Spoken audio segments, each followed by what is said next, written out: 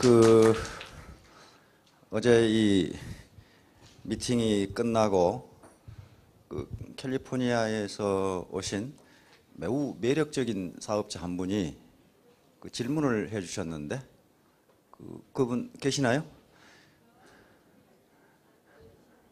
예, 아주버님 예. 한번 일어나 보세요. 아주버님께 이 네트워크 마케팅을 말씀을 드렸더니 이것은 어퍼라인이 그 화장품 모델로서 손색이 없을 것 같죠. 예. 여자는요 이쁜 사람보다는 매력적인 사람이 훨씬 좋습니다. 이 세상에 이쁜 사람만 파트너로 이 배우자가 된다면요 시집 못 갈 사람 무지하게 많거든요. 그런데 모든 여자는 나름대로의 매력이 있어요. 그 매력 때문에 호라당 술이 빠지는 거거든요.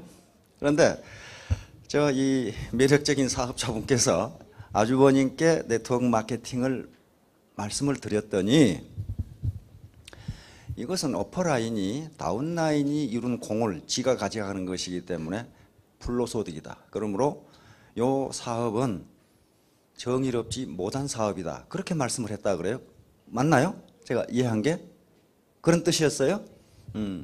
그러니까 남이 일해놓은 것을 엉뚱한 사람이, 그러니까 재주는 곰이 넘고 돈은 떼놈이 가져간 것이기 때문에 이건 매우 정의롭지 못한 사업이다. 그래서 답변이 막혔다고 말씀을 하셨거든요. 그런데 이건 굉장히 본질적인 질문이기 때문에 본 강의에 앞서 그걸 설명을 드려야 됩니다. 안 그러면 누구든지 지금 이런 질문을 받을 수가 있어요. 그 아주버님은 굉장히 정의로우신 분이고 용기가 있는 분입니다. 아무리 돈이 생기더라도 옳지 않은 일은 하지 않겠다고 하는 그런 마음이죠. 그래서 굉장히 용감한 분이에요. 그런데 한국 속담에 무식하면 하면 용감하다는 말이 있습니다. 그걸 무식해서 그래요. 그건 몰라서 그렇습니다. 그런데 그분만 아니고 전반적으로 모든 보통 사람들은 네트워크 마케팅에 대해서 또는 경제학에 대해서 생각을 안 하기 때문에 그렇게 생각할 수가 있어요. 네트워크 마케팅 이론을 만든 분은 하버드 대학 교수입니다. 경영학 교수예요. 그분이 할 일이 없어서 정의롭지 못한 것을 만들겠어요? 그분이 맨 처음에 창안을 해가지고 뭐라고 그랬냐면은 이 마케팅 기법이 21세기에는 유통을 점령할 것이라고 생각했어요. 그리고 20세기에는 안 된다. 근데 웬걸 그분의 연가는 달리 20세기 중반에 A사에서 시작했습니다. 왜 그런 얘기를 했느냐면요. 그 당시에 미국이 한참 발전을 하면서 대형 유통이 생기면서 월마트라든가 K마트라든가 대형 유통이 있죠. CS 로박이라든가 그런 생기면서 골목 상권이 무너지기 시작했어요. 그런데 그것이 당시 미국의 이 정치가들이나 경제학자들은 그것이 좋은 현상이라고 생각했습니다. 대형 마트가 생겨서 거기서 고용이 창출되고 또 소득이 창출되고 그러면 경제가 성장한다고 봤는데 처음에는 그렇게 가는 걸로 생각했는데 골목 상권이 무너지면서 이제 점점 많은 실업자가 나오기 시작했어요. 그래서 그런 마케팅 기법이 나온 겁니다. 부자들에게 돈이 가는 방법 말고 서민들이 상호 유통을 함으로써 서민 주머니에 소득이 돌아가게 하는 방법, 그것으로 네트워크 마케팅이라는 걸 창안해냈어요. 그런데 네트워크 마케팅보다 더 빨리 나온 것이 뭐냐면 프랜차이즈 마케팅 기법입니다. 그런데 인간은요 자기가 익숙하지 않은 어떤 현상이 나타나면 반드시 거부 반응을 보여요. 그걸 심리학에서는 현상유지 바이어스라고 합니다. 스테이터스 코어 바이어스. 항상 인간은 현재 익숙한 상태를 지속하려고 하는 습성이 있어요. 그것은 생존 본능과 관계가 있다고 그럽니다. 그래서 맨 처음에 프랜차이즈가 나왔을 때에 어떻게 됐습니까? 이건 사기다. 이건 불로소득이다 해서 슈가 일어났습니다. 그런데 어떻게 됐습니까? 법원에서 합법적인 걸로 판결이 나요. 연방대법원까지 갔는데 연방대법원에서 이건 합법적인 비즈니스다.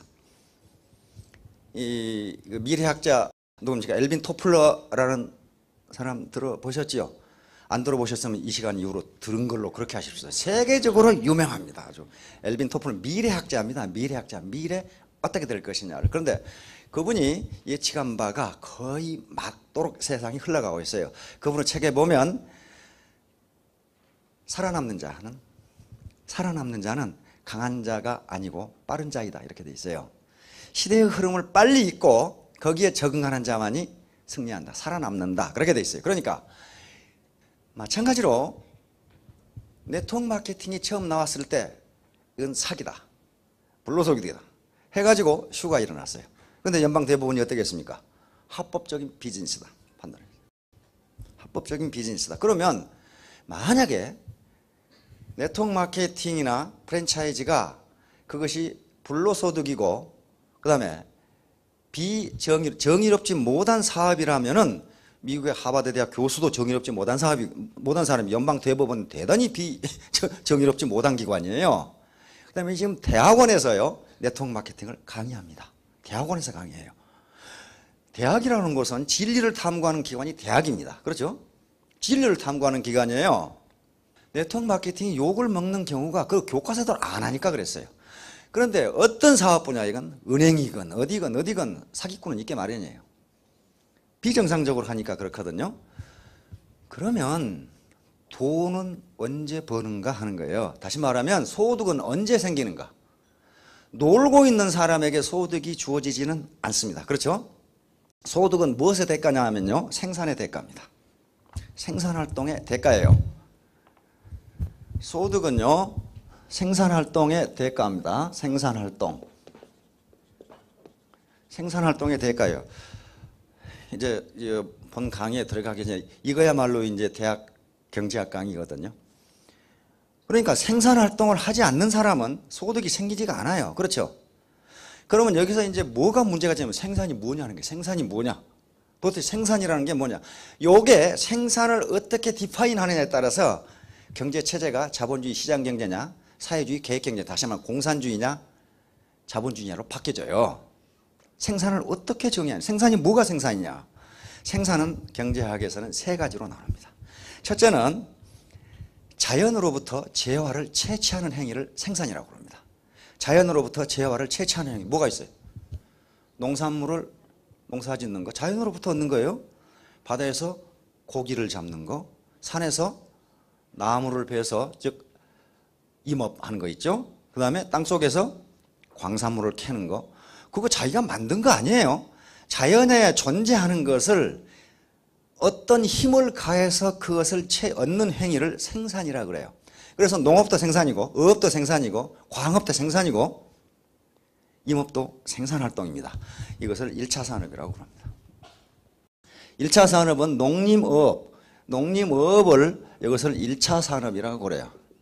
그래서 1차 산업을 하는 사람들도 생산활동을 하기 때문에 거기서 소득을 얻어요. 그렇죠? 고기 잡는 어부들, 농사 짓는 농부, 산에서 임업하는 인부, 그 다음에 광업하는 사람 다 생산활동입니다. 자기가 만든 건 아니에요. 있는 걸 얻는, 채취하는 거란 말이에요.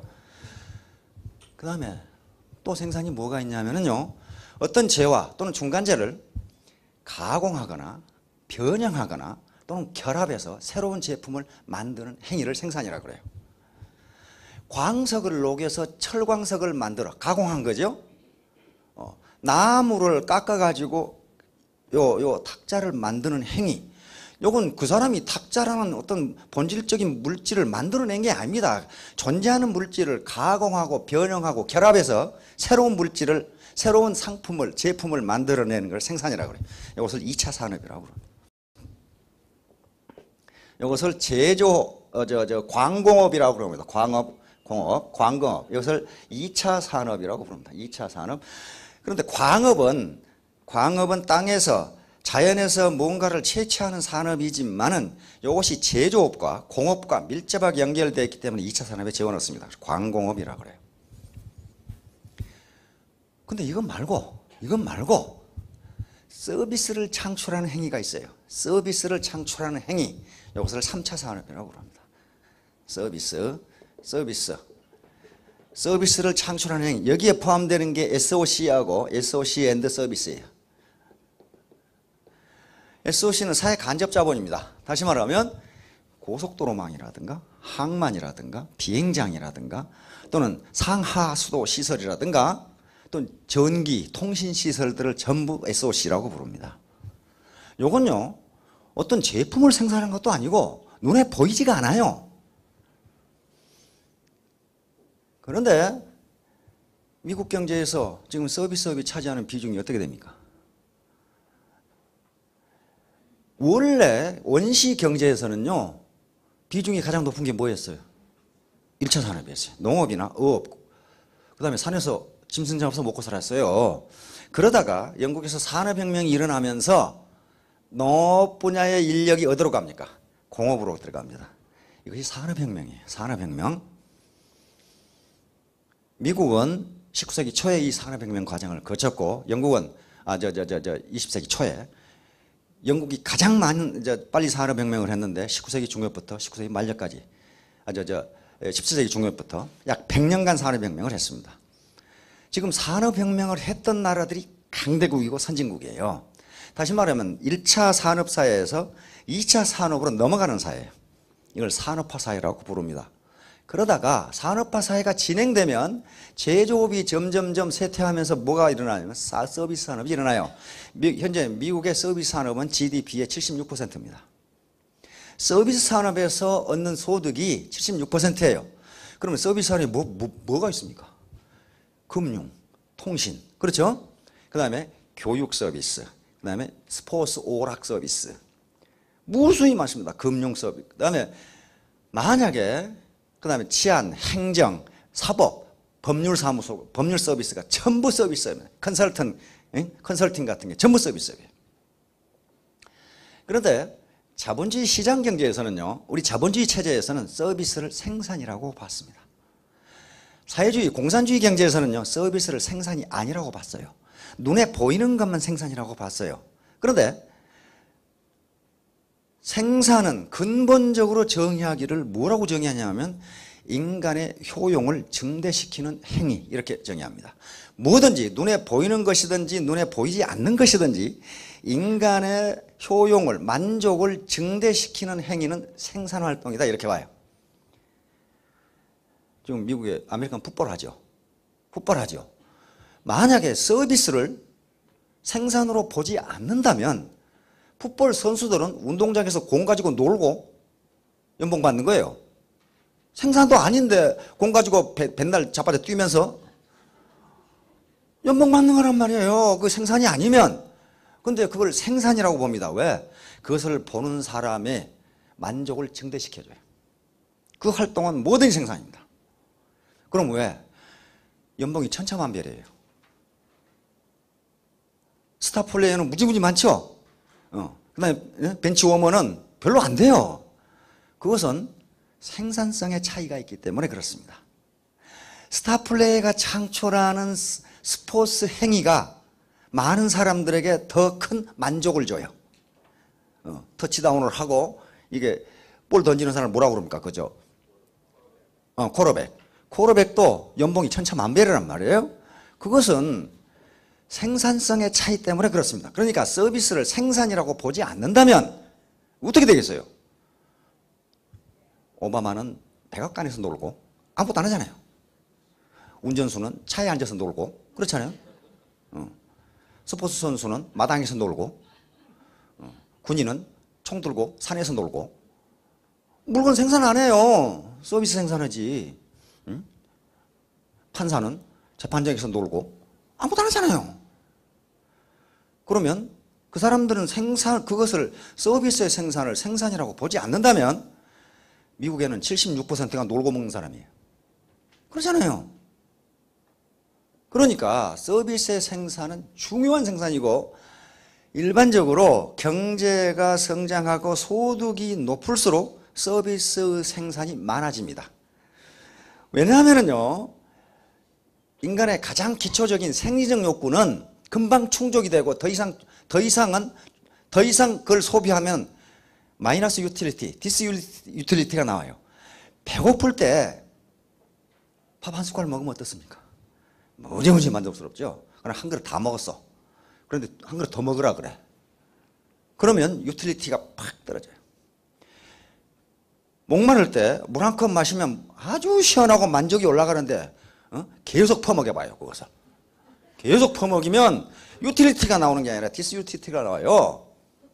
근데 서비스는 그것이 포화 상태가 거의 없어요. 아주 좋은 서비스를 받으면 받을수록 기분이 좋아요. 그리고 그것은 포화 상태가 없어요. 쓰면 앉고 싶고, 앉으면 눕고 싶고, 누우면 자고 싶고, 그런다고 하듯이, 그러므로 선진국이 되고 소득이 올라가면 서비스 산업이 발전하는 겁니다. 연예 오락 산업도 발전하고, 영화 산업도 발전하고, 오늘 좋은 영화 하나 봤으니까 다음에는 내 물려서 더 이상 못 본다. 그런 사람이 없어요. 그런 사람이 없습니다. 아메리칸 풋볼 한 게임 봤으니까 뭐 슈퍼볼 같은 거 볼 거 없어? 똑같아. 그럼 다 말이지 뭐. 옷 입고 뒷다 공 닫고 뛰고. 그렇지가 않아요. 서비스는 더 좋은 서비스를 보면 그걸 소비하고 싶어져요. 동네 풋볼 보다가 슈퍼볼 보면 기가 막힌다 그 말이에요. 지금 더 좋은 서비스를 소비하고 싶어져요. 그래서 서비스업이 점점 발전합니다. 그럼 유통은 무슨 사업이에요? 서비스 사업입니다.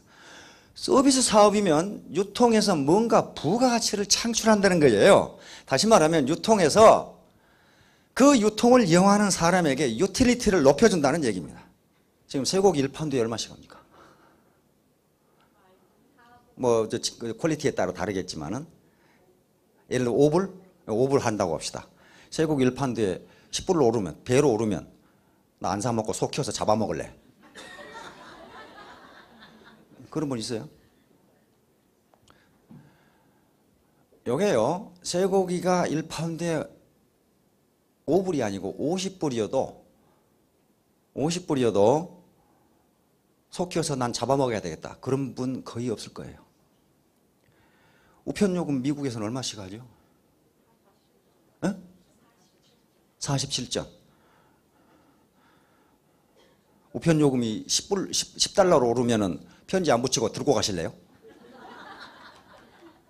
그렇지 않잖아요. 이게 굉장히 중요한 개념이에요.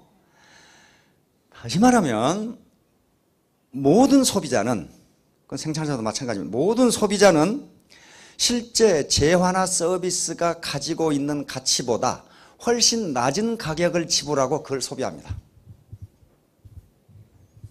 그것을 뭐라고 그러냐면은 소비자 잉여라고 불러요. 소비자 잉여. 소비자 잉여.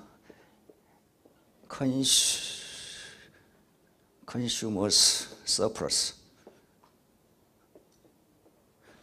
Consumers surplus. 굉장히 국가에서 경제 정책을 할 때 저걸 가지고 합니다. 어떻게 하는 것이 소비자 잉여가 가장 크냐. 그것이 사회적 소셜 유틸리티가 돼요. 소셜 웰페어가 된다고.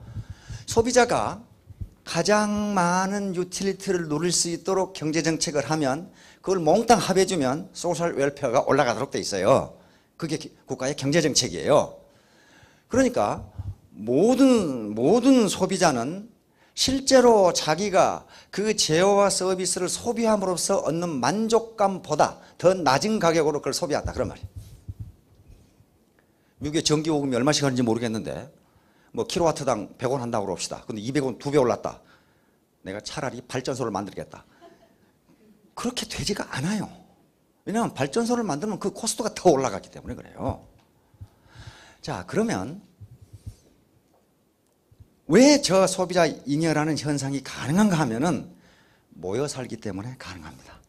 많은 사람이 함께 살기 때문에 가능해요. 만약에 나 혼자 산골에 산다고 합시다. 거기까지 수도 파이프를 연결하려고 해봐요. 그 코스트가 얼마나 들어가겠어요? 그러면 수도 요금이 엄청나게 올라가야 돼요. 만약에 비행기 타는 사람이 무지무지 똑똑한 놈 연놈이라고 그럽시다. 비행기 요금을 그렇게 싸게 할 수가 없어요. 나하고 아무런 관계가 없게 보이는 저쪽 옆집 저 이웃 도시에 영감님하고 그분이 나하고 같이 이 지역사회에 어울려 살기 때문에 이 지역의 물가가 싸다 그런 말이에요 지금. 왜냐하면 유통을 하는 사람은 대량으로 판매해야 수송 코스트라든가 모든 코스트가 나눠지면 조금밖에 안 들어간다 그런 말이에요 지금. 그러니까 유통이라는 행위 또는 모든 사회 경제 현상이 우리가 소사이어티를 이루고 모여 살기 때문에 잉여를 누르면 서플러스를 누려요. 서플러스를. 혼자 살면 절대로 안 돼요. 그게. 그러면 생산자는 손해보느냐? 그렇지 않아요. 생산자는 소비자가 잉여를 보는 거 하고 거의 맘먹게 생산자 잉여라는 걸 얻습니다. 생산자 잉여를 못 얻으면 어떻게 됩니까? 기업이 손실을 본다는 얘기 아니에요. 손실을 보면 그 기업은 시장의 심판을 받아서 망해버려요. 그걸 시장에 퇴출시켜버려요. 왜냐하면 자원은 제한되어 있는데 근데 경영 능력이 그 모양이어가지고 손실을 보니 시장에서 나가라는 거예요. 자원을 낭비하지 말고 그것이 망하는 거예요. 다시 말하면 시장은 그 누구도 봐주지 않아요. 시장의 심판은 준엄합니다. 비효율적인 것은 반드시 시장이 쫓아내버려요. 그런데 사회주의가 망해버린 건, 공산주의가 망해버린 건 시장이 존재하지 않아서 비효율적인 기업이 너무 많이 존재했어요. 그러니까 전체가 망해버린 거예요, 나라가. 그래서 개인도 비효율적인 경제활동이나 비즈니스를 하면요, 그건 퇴출돼요. 퇴출된다는 게 뭐예요? 소득이 없어져 버려요. 자, 그러니까 지금 네트워크 마케팅이라는 게 만약에 그것이 착취이고 불로소득이 되려면은요, 그 밑에 다운라인에게 피해를 줘야 돼요. 그렇죠? 그런데 피해를 주는 게 아무것도 없어요. 좋은 물건을 싸게 파니까 사는 사람 자체가 이익이에요. 그리고 어퍼라인 상위 스폰서들이 맨날 자빠져 노는 것 같은데요, 몸이 마비되도록 뛰어요. 뭘 해주는 거예요? 초보자들에게 컨설팅을 해주는 거예요. 지난 거의 한 달 동안 우리 한국에서 이용균 스타마스터가 왔다 갔죠. 동부에 완전히 붐이 일었어요. 어떻게 사업을 전개해야 할지 모르는데 한국에서 리더가 자기 돈 들여서 자기 시간 들여서 시차도 적응 안 되는데 한 달간 텍사스에서부터 저 미시간까지 뛰었어요. 그리고 다시 동부 세미나한테까지 왔어요. 허리케인 뚫고 왔더라고. 그게 컨설팅이에요. 누구에게 피해 준 거 없어요. 컨설팅은요, 그 공짜가 아닌 겁니다. 그냥 만들은 컨설팅을 받지를 못했어요. 왜냐하면 그 어퍼라인이 없으니까. 그래가지고 혼자 죽기 살기로 그 노하우를 획득했는데 그 노하우를 공짜로 준 거예요. 한국에만 해도 센터가 400개가 넘습니다. 리더들이요, 잠을 못 자요. 어느 센터에는 가고 어느 세터에는 안 가고 그렇게 할 수가 없잖아요. 거기 가서 하루에 막 3시간 4시간 강의를 해줘요. 이렇게 하라 저렇게 하라. 그게 컨설팅이란 말이에요. 그게 스폰서십이에요. 미국에는 아직 그런 한국과 같은 문화가 덜 되어 있을지도 모릅니다. 그러나 어퍼라인에 있는 스폰서들은요, 그것이 불로소득이 되지 않도록 하려면은 재능 기부를 해야 돼요. 재능 기부를. 기부에는 돈을 기부하는 것도 있지만 재능 기부가 굉장히 중요합니다. 그렇죠? 재능 기부가 굉장히 중요해요. 세계적으로 지금 유행하는 게 재능 기부죠. 돈이 있는 사람은 돈을 주고, 자기가 미용 기술이 있는 사람은 돈이 없어 미장원에 못 가는 할머니들 미장을 해주고, 그거 기부죠. 지금 한국에서도 리타이어한 할아버지들이 우주촌에 가서 많이 교육을 합니다. 옛날에 자기가 배웠던 한자라든가 또는 이 전통 예법이라든가 하는 걸 그냥 기부하는 거예요. 기부. 그러니까 어퍼라인에 있는 스폰서분들은요, 내가 내 돈 챙기면 그만이다. 그러면 그거 도둑놈이에요. 그거 착취하는 거라고. 그만큼 인감이 있으면요, 그걸 돈을 갖다 주라 그런 얘기 아니에요. 고기를 주라는 게 아니고 고기 잡는 법을 가르쳐 주라 그 말이에요. 당신 나는 이렇게 하니까 많은 고기를 잡을 수 있었다. 그게 스폰서십이고 리더십 아니에요. 그렇게 해야만 정당한 돈벌이가 됩니다. 물론 누구에게도 피해를 주지 않아요. 어퍼라인의 스폰서가 가만히 있다고 해서 누구한테 피해 주는 거 아닙니다. 피해 주는 거 아니지만은 노블리스 오블리제라는 말이 있죠. 그 말씀도 못 들어보셨는, 아마 옛날에 들어보셨을 거예요. 노블리스 오블리제. 고귀한 자의 도덕적 의무입니다. 로마는 저쪽 이태리 남부에 조그마한 섬 도시국가였어요. 덩치도 작고 보잘것이 없어요. 그런데 로마가 세계를 지배했고 지금도 로마만큼한 국가가 없습니다. 그것은 오블리스 노블리제였어요. 로마 귀족들이 전쟁이 나면 앞장서서 갔고, 세금이 필요하면 평민들한테 세금을 내지 말라고 그랬어요. 우리가 낼 테니까. 돈만은 우리가 낼 테니까 평민 너희 내지 마라.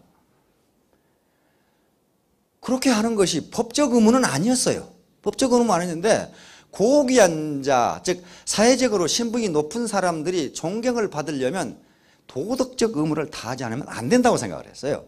그래서 로마가 와 일어납니다. 그럼 언제 망하느냐?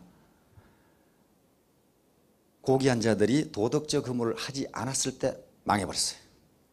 이제 점점 부유하게 되고 배가 뜨뜻해지니까 귀족들이 향락과 사치에 빠졌어요.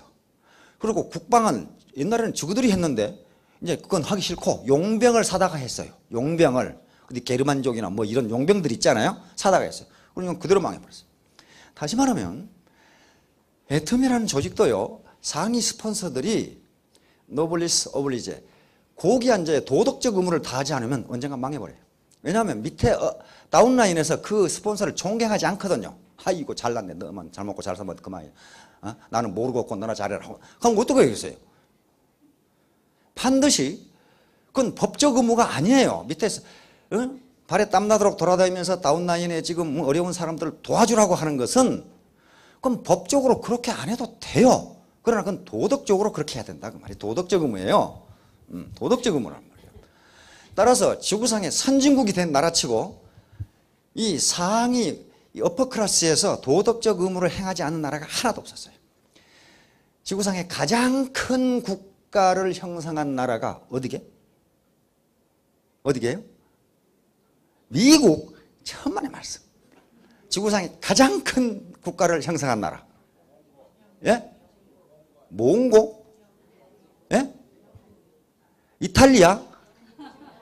예, 대영제국입니다. 대영제국. 대영제국은 지구의 4분의 1을 차지했어요. 해가 지지 않는 나라를 차지했어요. 지금도 그래요. 지금도 영국 우승 나라가 아니에요. 이 캐나다에서 밴쿠버에서 오신 분 있죠? 캐나다가 누구 나라예요? 네, 영국 겁니다. 캐나다에는 국가 원수가 없어요. 캐나다의 국가 원수가 누구예요? 엘리자베스 여왕이 국가 원수예요. 그게 지구상에 지금도 16개 국가예요. 영국 여왕이 국가 원수로 있는 나라가 지구상에 16개 국가라니까요. 그걸 영연방 제국이라고 부릅니다. 대표적인 게 캐나다, 그리고 오스트레일리아, 호주. 국가 원수 없어요, 그거. 뉴질랜드, 우사인 볼트 있는 나라, 자메이카. 전부 영국 여왕이 국가 원수입니다. 우사인 볼트가 올림픽에서 금메달 따면은 국기는 뭐 자메이카 국기 비슷한 거 올라가는데 거기에 반드시 유니언 잭크가 그려져 있어요. 구석에. 영국 국기가 그려져 있다고. 국가는 영국 국가가 연주가 돼요. 그럼 캐나다에는 수상이 있는데 수상은 뭐냐? 한참 밑에고 캐나다를 통치하는 것은 캐나다 총독이에요. 영국 여왕이 임명한 총독이가 있어요. 그래서 대한민국에서 대통령이 캐나다에 가면은 수상이 나와서 영접하는 게 아니고 왜냐하면 수상 한참 밑에 사람이니까 캐나다 총독이 나와서 영접을 해요. 그 대영 제국이 그렇게 될 수 있었던 이유가 노블리스 오블리제였어요. 영국의 귀족들은요 무조건 군인입니다. 전쟁터에 가서 죽어야 돼요. 평민이 가서 앞에 나가는 게 아니라 귀족들이 군인으로서 follow me예요. 나를 따르라. 그런데 후진국일수록 귀족들은 뒤로 뽕뽕맨 빼고 야 이놈들아 너가 앞에 가. 이런 놈들이 전부 후진국이에요 지금. 영국 여왕의 남편이 누굽니까? 필립공이죠. 필립공. 영국 해군사관학교 나왔습니다. 그리스 왕자예요. 그리스 왕자인데 영국 해군사관학교에 유학 갔다가 엘리자베스 공주가 깜빡 반해가지고 그 결혼한 게 지금 필립공이에요. 예. 영국 해군 원수입니다. 엘리자베스 여왕은 육군 원수예요. 찰스 황태자는 영국의 황태자는 아무거나 되는 게 아니고 대학을 2개 나와야 되고 3군사관학교를 다 졸업해야 돼요. 그래서 찰스 황태자는 현재 연대장이고 함장이고 전투기 조종사예요. 해군 대령입니다. 찰스 황태자가 엘리자베스 여왕을 대신해서 국가 원수의 자격으로 다른 나라에 갈 때는 반드시 군복을 입어요.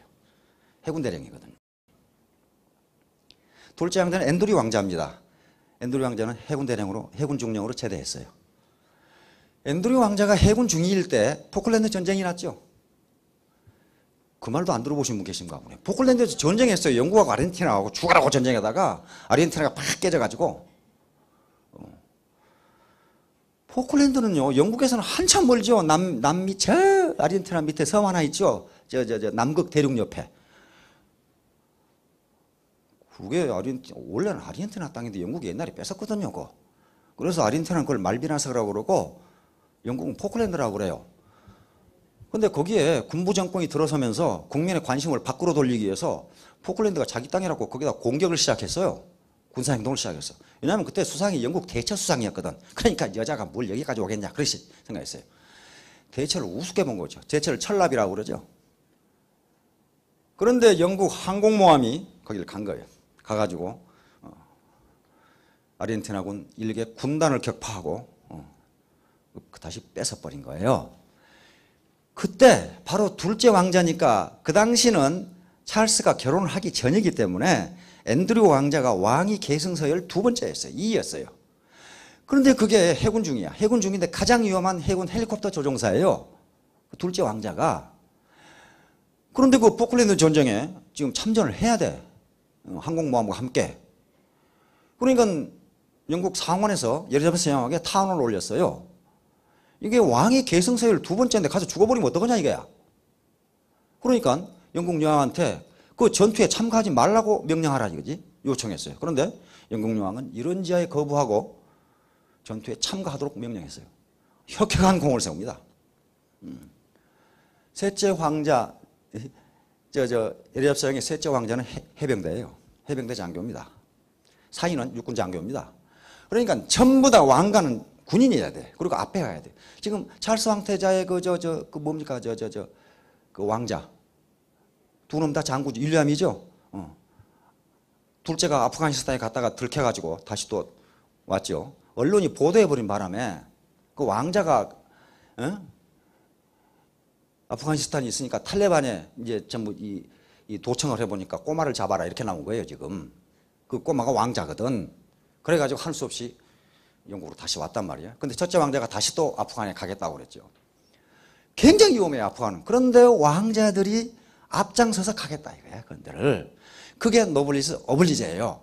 위험한 곳에 그리고 내가 힘드는 곳에 내가 어퍼클래스라면은 어퍼클래스로서의 존경을 받으려면 그런 일을 해야 된다는 거예요. 그걸 법적으로 안 해도 돼요. 영국이라는 나라가 지금 모병제인데 그거 뭐 안 알아도 되잖아요. 그런데 솔선해서 한단 말이에요. 그러니까 애터미가 계속 발전해서 상위 어퍼클래스에 있는 스폰서가 존경을 받으려면은 법적 의무가 아니라 도덕적 의무를 다해야 돼요. 그래야만 그것이 불로소득이다 또는 착취라는 오해를 받지 않습니다. 한국의 스폰서는 전부 그렇게 해요. 우리 박한길 회장님이 그 지침을 내렸어요. 아니 스폰서들이 너무 많이 다운라인에다 다 지원해버려.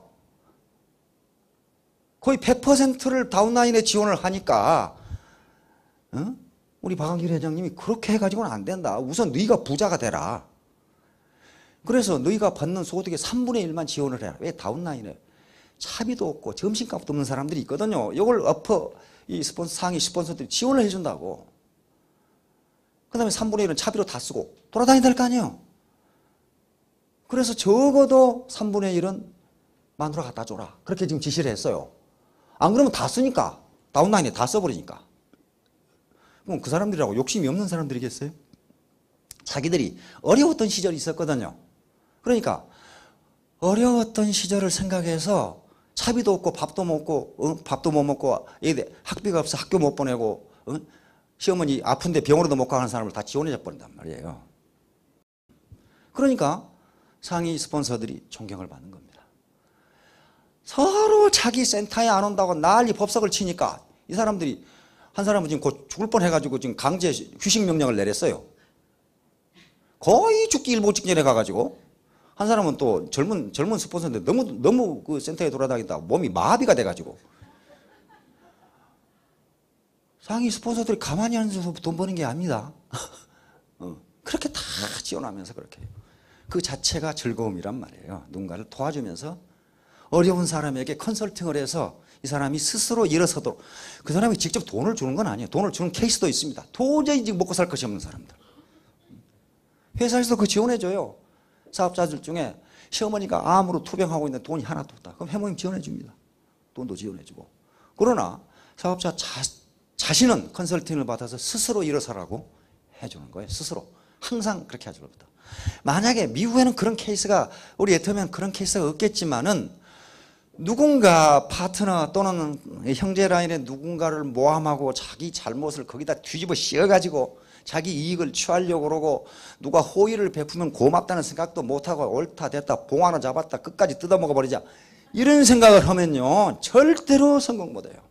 절대로 성공 못합니다.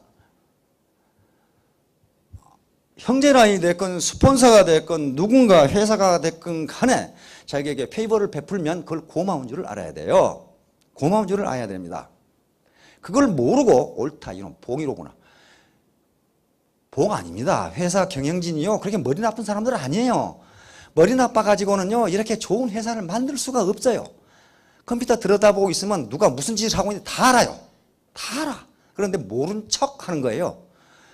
모른 척 하는데 그 머리 나쁜 사람은요 아이고 모르는구나 그렇게 생각해요. 다 알아요. 반드시 자기 힘으로 누구한테 의지하지 말고 자기 잘못을 누구에게 뒤집어 씌우지 말고, 그건 양심을 속이는 일 아니에요. 그리고 누군가가 페이버를 베풀면 고마운 줄을 알고 그렇게 해야 성공합니다. 서비스의 생산은 중요한 생산활동이고 그건 부가가치의 창출입니다. 그러므로 거기서 얻는 소득은 정당한 겁니다. 그리고 컨설팅, 상위 스폰서가 컨설팅을 해주고 다운라인을 지도해주고 스폰서십을 발휘하고 그 대가로 소득을 얻는 거지 가만히 앉아서 얻는 게 아닙니다. 따라서 미국의 상위 스폰서들도 그런 스폰서십을 발휘하셔야 됩니다. 그래야만 고귀한 자로서의 도덕적 의무를 하는 것이고 그래야만 다운라인으로부터 존경을 받을 수가 있어요. 존경을 받아. 안 그러면 그건 배부른 돼지가 되고 말아요. 우리가 지향하는 바는 배부른 돼지도 아니고 배고픈 소크라테스도 아니고 배부른 소크라테스가 되려고 하는 거란 말이에요 지금. 자, 모두 이 자신감을 갖기 바랍니다. 이건 불로소득도 아니고 착취도 아니고 부가가치의 창출로 얻는 정당한 소득이에요. 자, 모두 크게 성공하시기 바랍니다. 감사합니다.